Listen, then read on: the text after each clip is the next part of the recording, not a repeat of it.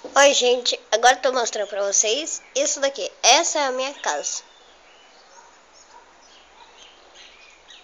Já que vocês não acreditam, vou mostrar tudo pra vocês. Aqui é em Parque Rodovia.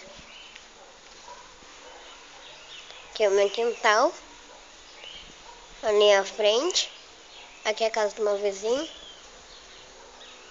Aqui atrás.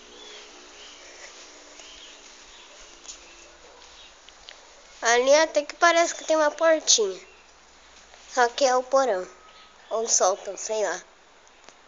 Ali é a casa do meu outro vizinho. Ele sempre dá pipa pra mim. Agora eu vou mostrar o resto.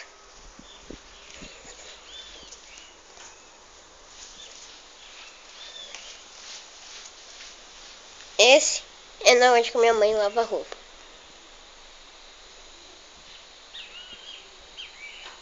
Ali é a porta da cozinha.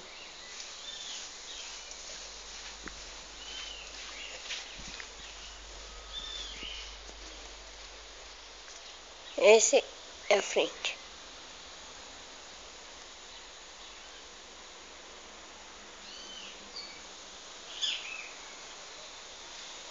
A sala.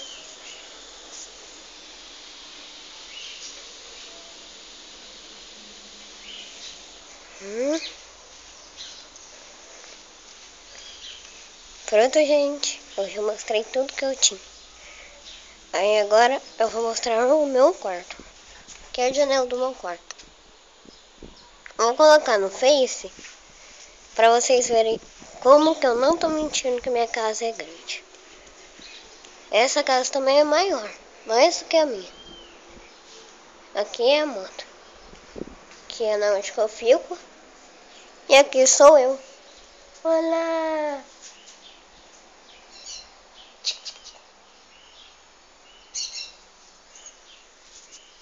Agora eu vou desligar e vou colocar no Face.